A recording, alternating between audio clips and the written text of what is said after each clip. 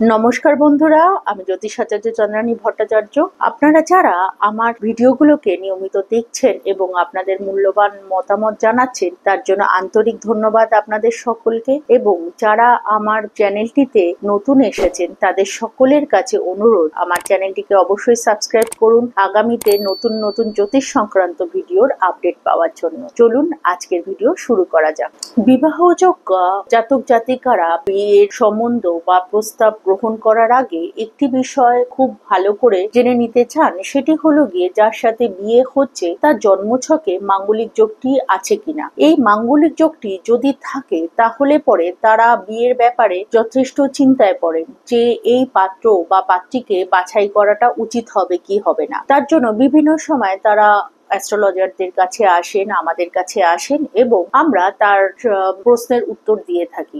আজকে আমার আলোচনার বিষয়বস্তু এটাই হবে যে মাঙ্গলিক যোগ আপনার জন্মছকে রয়েছে, অথচ মাঙ্গলিক যোগটি আদৌ কার্যকরী কিনা আপনার জীবনে, বা এই মাঙ্গলিক যোগের দ্বারা আপনার আদৌ কোনো রকম কোনো ক্ষতি হবে কি হবে না, এই বিষয়টি নিয়ে আলোচনা করব। এই মাঙ্গলিক যোগটি কিভাবে দেখা হয় এবং এর ফল কি হয় সেই বিষয়টি নিয়ে আগে আলোচনা করব। তারপর আলোচনা করব যেই বিষয়টিতে যে আপনার জন্মছকে মাঙ্গলিক যোগ হয়তো রয়েছে, কিন্তু মাঙ্গলিক যোগটি সেরকম ভাবে কার্যকরী হবে না আপনার বিবাহিত জীবনে। সেই মাঙ্গলিক যোগটি পরিহার হয়েছে হয়তো, সেইটির জন্য বিশেষ কিছু যোগ অবশ্যই আপনার জন্মছকে থাকতে হবে। সেই যোগগুলি কি রকম বা কি প্রকারের হয় সেই বিষয়গুলো নিয়েও আলোচনা করব। আসুন জেনে নেওয়া যাক মাঙ্গলিক যোগটিকে কিভাবে দেখতে হয়। সাধারণ অর্থে জাতকের জন্মছকে যেটি লগ্ন থাকে, সেই লগ্ন সাপেক্ষে অ্যান্টি ক্লকওয়াইজ যখন ভাবগুলো থাকে, সেই 12টি ভাবের মধ্যে বিশেষ কিছু ভাব রয়েছে। তার মধ্যে চতুর্থ,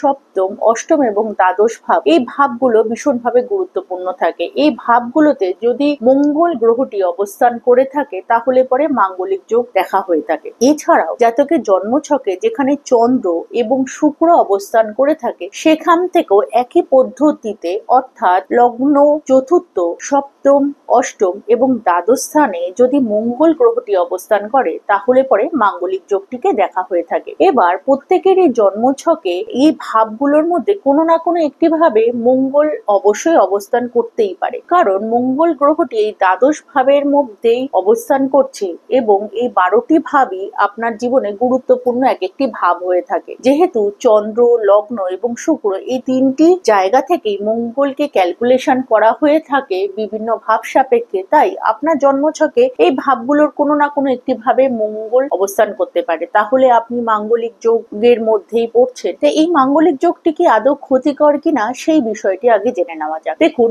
মঙ্গল যদি আপনার জন্মছকে যেই ভাবেই অবস্থান করে থাকুক না কেন, মঙ্গল গ্রহটির কার্যকারিতাটা কি রকম সেটি সবার আগে জানতে হবে। মঙ্গল গ্রহটি সাধারণ অর্থে আপনার বীরত্ব প্রকাশের একটি গ্রহ। এছাড়াও আপনার কনফিডেন্স, আপনার যে কোনো বিষয়ে যে চঞ্চলতা বা আগ্রহ, উত্তেজনা, এই বিষয়গুলোকেও কিন্তু মঙ্গল থেকে বিচার করা হয়ে থাকে। এই সকল বিষয়গুলোকেও কিন্তু মঙ্গল থেকে বিচার করা হয়ে থাকে। তাই মঙ্গল গ্রহটি আপনার জন্মছকে যদি শুভভাবে অবস্থান করে থাকে, সেক্ষেত্রে আপনার জীবনে অনেক ভালো ভালো দিকগুলো কিন্তু উন্মোচিত হবে। অর্থাৎ আপনি যথেষ্ট বীর হবেন, আপনার মধ্যে যথেষ্ট তেজ থাকবে, আপনি কনফিডেন্সে ভরপুর থাকবেন। এছাড়াও বা কাজে উত্তেজনা বা এনার্জি যে জিনিসটা থাকবে, সেই জিনিসটি যথেষ্ট ভালো পরিমাণে থাকবে। তাহলে এই মঙ্গল গ্রহটির অবস্থানের জন্য যে মাঙ্গলিক যোগটি হচ্ছে, সেটিকে কেন খারাপ হিসাবে ধরা হচ্ছে? দেখুন, যদি জাতকের জন্মছকে মঙ্গল যে ভাবগুলোতে অবস্থান করছে তার মধ্যে যদি লগ্ন ভাবে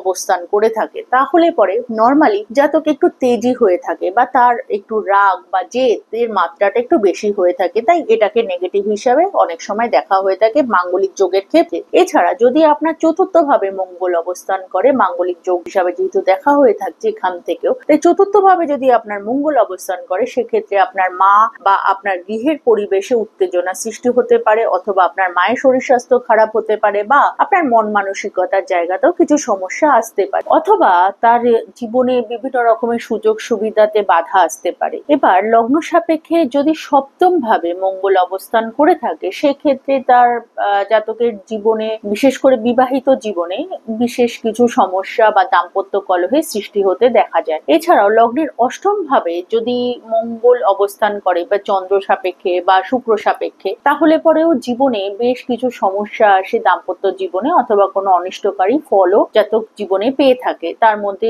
জীবনে বাধা তো অতি অবশ্যই, বা কোনো রকম ঝামেলা ঝঞ্ঝাটের মধ্যেও জাতক পড়তে পারে। এরপরে যে ভাবটি আসছে সেই ভাবটি হলো গিয়ে দ্বাদশ ভাব। দ্বাদশ ভাবে যদি মঙ্গল লগ্ন, চন্দ্র অথবা শুক্র সাপেক্ষে যদি অবস্থান করে থাকে অ্যান্টি ক্লকওয়াইজ, আমাদেরকে অবশ্যই এটিকে কাউন্ট করে দেখতে হবে, তাহলে পরে জাতকের জীবনে বেশ কিছু অনিষ্টকারী ফল জাতক পেয়ে থাকে বা জীবনে প্রচুর বাধাও সৃষ্টি হতে পারে। তাই মাঙ্গলিক যোগটিকে নেগেটিভ হিসাবে দেখা হয়ে থাকে। এবার কথা হচ্ছে যে জাতকের জন্মছকে এই ভাবগুলো সাপেক্ষে তো মঙ্গলের নেগেটিভ বিষয়টিকে দেখা হচ্ছে, কিন্তু কিছু কিছু লগ্ন সাপেক্ষে মঙ্গলের বিশেষ কিছু অবস্থানের জন্য কিন্তু মাঙ্গলিক যে যোগটি রয়েছে বা দোষটি রয়েছে, সেই দোষটিকে কিন্তু পরিহার করা হয়েছে বলে শাস্ত্রে উল্লেখ করা রয়েছে। সেইগুলি কি? সেগুলোই সাধারণভাবে যদি আপনার মেষ লগ্নের ক্ষেত্রে যদি মঙ্গল লগ্নে অবস্থান করে থাকে, কর্কট লগ্নের ক্ষেত্রে যদি লগ্নের অষ্টমে মঙ্গল অবস্থান করে থাকে, বৃশ্চিক লগ্নের ক্ষেত্রে যদি মঙ্গল লগ্নের চতুর্থ ভাবে অবস্থান করে থাকে, ধনু লগ্নের ক্ষেত্রে যদি মঙ্গল লগ্নের দ্বাদশ ভাবে অবস্থান করে থাকে, এবং মকর লগ্নের ক্ষেত্রে যদি সপ্তম ভাবে মঙ্গল অবস্থান করে, সেক্ষেত্রে মাঙ্গলিক যোগের যে নেগেটিভ এফেক্টটি রয়েছে সেই এফেক্টটি জাতক ভোগ করে না। সুতরাং এখানে মেষ লগ্ন, কর্কট লগ্ন, ধনু লগ্ন, বৃশ্চিক লগ্ন এবং মকর লগ্ন সাপেক্ষে যেই ভাবগুলোর কথা উল্লেখ করলাম, লগ্ন সাপেক্ষে যদি এই ভাবগুলোতে মঙ্গলের অবস্থান হয়ে থাকে, তাহলে পরে মাঙ্গলিক যোগের যে দোষটি থাকে সেই দোষটি জাতকের ক্ষেত্রে পরিহার হয়ে থাকে। অর্থাৎ সেই দোষের দ্বারা যে জাতকের জীবনে যে ধরনের কষ্টগুলো ভোগ করার কথা, সেই কষ্টগুলো জাতক ভোগ করে না, বা তার যে লাইফ পার্টনার রয়েছে তাকেও সেই ধরনের সমস্যাগুলো ফেস করতে হয় না। এছাড়াও আপনার জন্মছকে বৃহস্পতির অবস্থানটিও অত্যন্ত ভাবে গুরুত্বপূর্ণ থাকে। আপনার জন্মছকে বৃহস্পতি গ্রহটি কোথায় অবস্থান করছে সেটি দ্বারাও কিন্তু অনেক সময় মাঙ্গলিক দোষটিকে পরিহার করা হয়ে থাকে বলে শাস্ত্রে উল্লেখ করা হয়েছে। এই বৃহস্পতিগুলো কোথায় অবস্থান করলে পরে সাধারণ অর্থে মাঙ্গলিক যোগটিকে বলা হয়ে থাকে যে মাঙ্গলিক যোগটি জাতকের ক্ষেত্রে সাধারণভাবে কোনো রকম ভাবে অনিষ্টকারী ফল প্রদান করে না। সেগুলোর মধ্যে সাধারণভাবে যদি আপনার কেন্দ্র বা কোন স্থানগুলোতে যদি বৃহস্পতির অবস্থান থাকে, অর্থাৎ আপনার লগ্ন, চতুর্থ, পঞ্চম, সপ্তম অথবা দশম স্থানগুলোতে যদি বৃহস্পতির অবস্থান করে থাকে আপনার লগ্ন সাপেক্ষে, তাহলে পরে মাঙ্গলিক যোগটি হয় না। এছাড়াও অনেক সময় দেখা যায় যে বর এবং কনে দুজনেরই জন্মছকে উভয়ের ক্ষেত্রেই মাঙ্গলিক যোগটি রয়েছে, সেক্ষেত্রে মাঙ্গলিক যোগের যে নেগেটিভ এফেক্টটা রয়েছে সেই এফেক্টটিও কেটে যায়। এছাড়াও জ্যোতিষশাস্ত্রে বহু বহু এমন সূত্র রয়েছে যার দ্বারা পরীক্ষা করে জন্মছক দেখলে পরে জাতকের মাঙ্গলিক দোষটির যে নেগেটিভ এফেক্ট আদৌ তার জন্মছকে রয়েছে কি নেই সেই বিষয়টি কিন্তু খুব ভালোভাবে স্পষ্ট বা পরিষ্কারভাবে বোঝা যায়। সেগুলোর মধ্যে বিভিন্ন সূত্রগুলোর সাথে সাথেও নক্ষত্র দোষ পরিহার রয়েছে, ভ্রুকুটি দোষ পরিহার রয়েছে, নারী দোষ পরিহার রয়েছে, আরো বহু সূত্র এমন রয়েছে যে সূত্রের দ্বারাও কিন্তু মাঙ্গলিক দোষটি আদৌ জাতকের জীবনে কোনো প্রকার ক্ষতি বা অশুভ বার্তা বয়ে আনবে কিনা সেই জিনিসটি বোঝা যায়। সুতরাং কারোর বিবাহের ক্ষেত্রে যখন সম্বন্ধ দেখতে যাচ্ছেন বা বিবাহ ঠিক করছেন, সেক্ষেত্রে যদি আপনারা জাতকের জন্মছকে মাঙ্গলিক যোগ রয়েছে বা আপনার নিজের সন্তানের বা নিজের পরিচিত কারোর মাঙ্গলিক যোগ রয়েছে এমন দেখেন, সেক্ষেত্রে প্রথমেই ভয় পাবেন না। কোনো অভিজ্ঞ জ্যোতিষীর দ্বারা পরামর্শ অবশ্যই গ্রহণ করবেন। তার দ্বারাই কিন্তু মাঙ্গলিক যোগটি আদৌ পরিহার করা হয়েছে কিনা জন্মছকে কোনো গ্রহের দ্বারা বা কোনো রকম অন্য কোনো ভাবে, সেই জিনিসটি অবশ্যই যাচাই বাছাই করে নেবেন। যে অনেক সময় দেখা যায় যে মাঙ্গলিক দোষটিকে মুক্তি পাওয়ার জন্য ভালো করে যাচাই বাছাই না করেই অনেকে মাঙ্গলিক দোষটিকে পরিহার করার জন্য বিভিন্ন রকমের পূজা পাঠ ইত্যাদিগুলো করিয়ে থাকেন। অবশ্যই মাঙ্গলিক যোগটির থেকে মুক্তি পাওয়ার জন্য বিভিন্ন রকমের পূজা পাঠ, পূজা অর্চনার কথা শাস্ত্রে বিধিবিধান হিসাবে দেওয়া রয়েছে, কিন্তু সর্বপ্রথম আপনার জন্মছকে বা যার জন্মছকটিকে বিচার করা হচ্ছে তার জন্মছকটিকে ভালো করে দেখে নেওয়া দরকার যে আদৌ মাঙ্গলিক যোগটির কোনো নেগেটিভ এফেক্ট জাতক জীবনে ভোগ করবে কিনা। যদি না করে থাকে তাহলে সেক্ষেত্রে এই ধরনের পুজো পাঠের কোনো প্রয়োজন থাকে না। সুতরাং আপনারা অতি অবশ্যই কোনো অভিজ্ঞ জ্যোতিষের বিশেষজ্ঞদের দ্বারা পরামর্শ করে তারপর পরবর্তী পদক্ষেপটা নেওয়াই বাঞ্ছনীয় আপনাদের জন্য হবে। আপনাদের যদি আমার ভিডিওটি ভালো লেগে থাকে তাহলে অবশ্যই লাইক কমেন্ট করতে ভুলবেন না। আর যারা এখনো অবধি আমার চ্যানেলটিকে সাবস্ক্রাইব করেননি তারা অবশ্যই চ্যানেলটিকে সাবস্ক্রাইব করুন। খুব ভালো থাকবেন আপনারা সকলে। খুব শিগগিরই দেখা হবে পরবর্তী ভিডিওতে। ধন্যবাদ।